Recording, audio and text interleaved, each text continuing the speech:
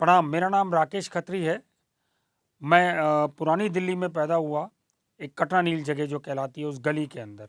और मेरा बचपन बहुत अच्छा बीतता था कि उस समय 2 चीज़ें सबसे ज़्यादा इम्पोर्टेंट होती थी हमारे लिए। एक तो 26 जनवरी की परेड जो हमारे घर के सामने से निकला करती थी, और दूसरा जो रामलीला हुआ करती थी उसकी सुबह और रात को 2 परेड निकलती थी। तीसरा जो शगल था हमारा सबसे प्रिय शगल, वो था स्कूल से आने के बाद छत के ऊपर चले जाना। हमारी छत के ऊपर जो छोटा-सा टीन का शेड लगा था, उसमें खूब सारी चिड़ियाओं के झुंड रहते थे। हम क्या करते थे, नीचे से मेरे ताया का बेटा और बाकी लोग, हम 3-4 बच्चे मिल के छत पे चले जाया करते थे। और छत पे जाते हुए हम उससे पहले अपने घर से लिपस्टिक, हल्दी, जो कलर की चीज़ें होती थी वो सारी उठा के ले जाया करते थे। ऊपर जाके हम लोग नॉर्मली बैठ जाते थे, एक टोकरी लगा के उसके नीचे एक डंडी लगाते थे, उसके संग रस्सी बांध के और थोड़ा-सा चावल के दाने उस टोकरी के नीचे डाल दिया करते थे। जब चिड़िया उस दाने को खाने के लिए आती थी, तो खटाक से उस डंडी को खींच देते थे, वो चिड़िया उसके अंदर बंद हो जाती थी। बंद होने के बाद हाथ डाल के उसको निकाला, निकालने के बाद उसपे खूब सारा कलर लगाया और उसको फुर करके उड़ा दिया।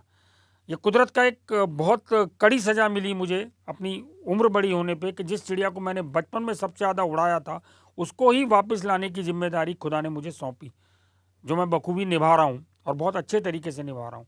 धीरे-धीरे कटरा नील से फिर जब लोग निकलने शुरू हुए, तो हम भी वहाँ से निकल के अशोक विहार एक जगह है, वहाँ चले गए। कंक्रीट का जंगल था पूरा का पूरा। मकानों में कुछ भी घोंसले या कोई ऐसी चीज़ दिखाई नहीं देती थी। विकास होने लगा था और विकास के साथ-साथ क्योंकि विनाश भी होता है और उसके बीच में एक बड़ी पतली लाइन होती है, तो पेड़ कटते चले जा रहे थे, मकान बनते चले जा रहे थे, बाग के बाग उजड़ रहे थे। कहीं घोंसला नहीं दिखता था। दूसरा, मोर जो था वो भी गाना भूल गया था, किस सीज़न में गाता है, कोयल भी भूल गई थी। क्लाइमेट चेंज, ग्लोबल वार्मिंग, बड़ी-बड़ी चीज़ें आ गई थी, सभाएँ होने लगी थी, लोग बैठ पे उन पे खूब विचार-विमर्श करते थे। लेकिन ये कोई नहीं सोचता था कि उसका समाधान कैसे निकले, और जो निकालना चाहते थे वो लोकल लेवल पे बिल्कुल नहीं निकलता था। तो हमारे बच्चों के ग्रुप ने ये सोचा कि क्यों ना हम इसके ऊपर एक तरकीब लगाएँ और घोंसले देखना शुरू करें कहाँ-कहाँ हैं। और सबसे बड़ी बात कि गौरैया एक ऐसी चिड़िया है जिसको घोंसला वाक़ई बनाना नहीं आता। वो तो बेचारी खंभे के किसी भी पोर्शन में, पंखे के अंदर या बल्ब के किसी जगह में अपना एक छोटा-सा घोंसला बना लेती है और बनाने के बाद उसमें अंडे ले कर देती है। तो हम लोगों ने सोचा क्या बनाया जाए, तब तक साउथ से हरा वाला नारियल शहरों में आना शुरू हो गया था। तो हमने सोचा क्यों ना इस हरे नारियल को लेके इससे घोंसला बनाया जाए। तो हरा नारियल लेके हम लोग उसका मुँह आगे से थोड़ा बड़ा कर लिया करते थे, उसमें खूब सारे अख़बार डालते थे। कूलर आते थे, कूलर के साइड में जो घास लगाई जाती है जिससे ठंडा करता है वो लेके उस पे लपेट के एक छोटी-सी डंडी उसके आगे लगा के और हम पेड़ों पे लगा दिया करते थे। लेकिन शुरुआती दौर में उसके अंदर हमें कोई सफलता नहीं मिली, कभी उसके अंदर चिड़िया आई नहीं। एक बार उसके अंदर बुलबुल ने अपने अंडे ज़रूर दिए, उसके बाद हमने उसे फेल्योर घोषित कर दिया, लेकिन हिम्मत नहीं आ रही। तभी उस दौरान में हमारे को लगा कि बेंत की पतली डंडियों से क्यों ना घोंसला बनाया जाए, तो हमने बेंत की पतली डंडियों को लेके उसके रिंग बनाने शुरू करे। और जब रिंग बनाए उसके बाद ग्लोब की शेप दी, ग्लोब की शेप देने के बाद उसके ऊपर एक और रिंग लगाया, उस पे टाट लगाई, एक चूड़ी लगाई अंदर जाने की और एक डंडी उसके नीचे बांधी जिस पे आके चिड़िया बैठ सके। वो घोंसला हम लोगों ने वहाँ से ले लिया। तब तक मैं मयूर विहार शिफ्ट हो गया था। तो वहीं एक छोटी सी जगह कोंडली, कोंडली के अंदर हमने एक दिन कस्बे के अंदर जाके वो जितने 20 के 20 घोंसले थे वो हम लेके गए। 19 तो हमने रख दिए, एक हमने लगा दिया और अपने कैमरे लेके बैठ गए कि देखते हैं क्या होता है। लोगों ने हंसना शुरू करा कि ऐसा कैसे हो सकता है कि चिड़िया किसी के बनाए हुए घोंसले में आ जाए। हमें भी लगा कि शायद हो सकता है ना आए, लेकिन इतने दिन से कोशिश कर रहे थे। फाइनली क्या हुआ, 3 दिन तक वो घोंसला लगा रहा, उसमें कोई नहीं आया, लोग हंसने लगे।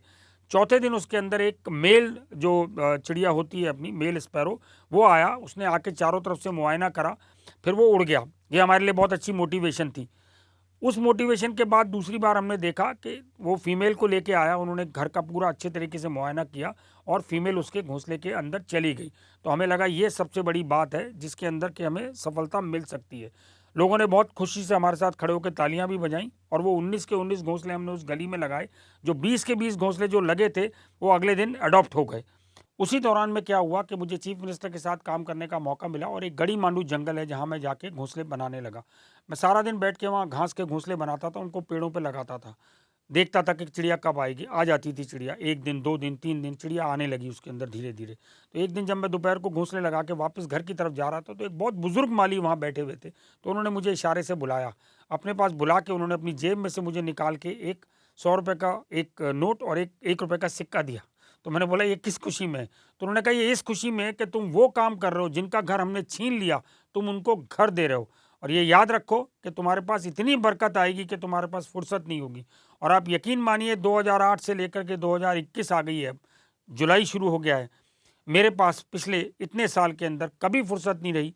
हमेशा स्कूल के बच्चों के साथ, कम्युनिटीज़ के साथ, कॉर्पोरेट्स के साथ, लोगों के साथ और आरडब्ल्यूएस के साथ मैं वर्कशॉप करता ही जा रहा हूँ। और उन वर्कशॉप्स का जो सिलसिला बढ़ा है वो इस तरीके से बढ़ा कि 2012 में पहली बार मेरा नाम लिम्का बुक ऑफ रिकॉर्ड में आया, जब मैंने इको रूट फाउंडेशन बनाई। वो लिम्का रिकॉर्ड इसलिए मिला कि मैंने क्लाइमेट चेंज पे पूरे हिंदुस्तान में 24 शहरों के अंदर क्लाइमेट चेंज पे थिएटर किया बच्चों के संग, जिसमें 1,12,000 बच्चों ने पार्टिसिपेट किया। उसके बाद दूसरा जो प्रोजेक्ट था वो लिम्का बुक में आया, जब मैंने सबसे ज़्यादा वर्कशॉप्स और सबसे ज़्यादा हैंडमेड घोंसले बनाए। तीसरा, जब स्कूल की किताबों में आईसीएसई बोर्ड के एक चैप्टर के अंदर 4th क्लास के मेरे पर एक चैप्टर लिखा गया कि मैं कैसे घोंसले बनाता हूं और कैसे मैंने बनाए। अर्थले नेटवर्क, जो कि पूरे करीबन 190 देशों की एक संस्था है जिनका वाशिंगटन में ऑफिस है, उन्होंने मुझे अर्थले नेटवर्क का स्टार घोषित किया। और इससे ज़्यादा खुशी जब मिली जब हाउस ऑफ कॉमन्स लंदन के अंदर हमारे घोंसले को बहुत बेस्ट प्राइज़ मिला और सिल्वर अवार्ड दिया गया। और हमें बड़े फ़ख्र की बात है कि इंटरनेशनल ग्रीन एप्पल अवार्ड मिला। चलता गया वो सिलसिला, ताइवान से, न्यूजीलैंड से, कई जगह से हमें अवार्ड मिले, जो कैश में भी मिले और एक तरीके से प्रतिभा को अपनी दिखाने का एक मौका भी दिया उन लोगों ने। फाइनल सबसे ज़्यादा जो खुशी हुई वो हुई कि इस साल मुझे नेशनल अवार्ड एक मिला, जो बच्चों के साथ बहुत इनोवेटिव और बहुत अच्छे स्तर पे ट्रेडिशनल मेथड्स के संग काम करने के ऊपर था। लास्ट जो रिकॉर्ड मेरा आया है वो अभी जून के अंदर आया है, जब लंदन से एक किताब निकलती है वर्ल्ड बुक ऑफ रिकॉर्ड्स, उसके अंदर मेरे 1,25,000 घोंसलों का पूरा रिकॉर्ड दर्ज किया गया है कि मैंने 1,25,000 घोंसले जूट और टेट्रा पैक के बनाए। ये जूट और टेट्रा पैक की बहुत कमाल कहानी है। जो टेट्रा पैक के घोंसले हम बनाते हैं, जो हट की शेप में बनते हैं, लकड़ी की तरह होते हैं। ये जो रैक पिकर बच्चे होते हैं, ये फ्रूटीज़ के डिब्बे इकट्ठे करते हैं, या जितने भी जूस आते हैं उनके डिब्बे, या जो भी ऐसा मटेरियल आता है, सिल्वर फॉइल, ये सारे इकट्ठे करते हैं, उसको साफ़ करके और पैक कर दिया जाता है और फिर वो बॉम्बे चला जाता है। वहाँ से वो वुड की शेप में एक बड़ा बोर्ड बन के आता है, जिनसे हम लोग बनाते हैं। ये 100% रिसाइकल्ड है। सेकंड जो बनाते हैं हम जूट के घोंसले बनाते हैं, बेंत की डंडियाँ और जूट जो हमारा ट्रेडिशनल है, पेटेंट है, वो बनाते हैं हम। वो सारा का सारा हमने एक बहुत ही छोटे से लड़कियों के ग्रुप को दे रखा है, जो हमारे लिए बनाती हैं और उसकी सारी इनकम उन लोगों को जाती है। तो ये 2 प्रोजेक्ट हमारे मेजर हैं। तीसरा, हम बच्चों के साथ थिएटर करते हैं क्लाइमेट चेंज के ऊपर, वाटर कंजर्वेशन पे। लास्ट जो हमने थिएटर किया था वो वाटर कंजर्वेशन पे था, नीर और नारी, क्योंकि role of women in water conservation. तो मुझे लगता है महिलाएं ही पानी का सबसे ज़्यादा उपयोग करती हैं जब घर के कामों में। बाकी उसके अंदर 94,000 लड़कियों ने पूरे हिंदुस्तान में पार्टिसिपेट किया और वो बहुत सक्सेसफुल हुआ। इसी तरीके के काम हम लोग करते चले जा रहे हैं बच्चों के साथ। हम बच्चों से किताबें लिखवाते हैं, हम उनको ट्रेडिशनल मेथड्स बताते हैं कि कैसे उनके बाप दादाओं और जो इतने घर के बुजुर्ग थे, जब वो काम करते थे या वो एनवायरनमेंट की केयर करते थे, तो हम लोग क्यों नहीं कर सकते। 2 चैप्टर, 2 छोटी कहानियाँ मैं बच्चों को ज़रूर बताता हूँ अपने किसी भी लेक्चर के अंदर, कि पानी सबसे ज़्यादा इम्पोर्टेंट है, पानी को बचाना। लोग कहते हैं बूंद-बूंद पानी बचाइए, मैं कहता हूँ आप एक जग पानी बचाइए। हम नॉर्मली बताते हैं उनको कि आपके घर में रिलेटिव्स आते हैं, मैं आपसे भी पूछूंगा कि चलिए आपके घर में 6 लोग आए, तो आपने उनको पानी दिया एक ट्रे में भर के, 2 ने पिया, 2 ने आधा पिया, 2 ने बिल्कुल नहीं पिया, आपने उठा के वो पानी फेंक दिया। मत फेंकिए, ऐसा मत करिए कि आप उनको इस तरीके से पानी दें।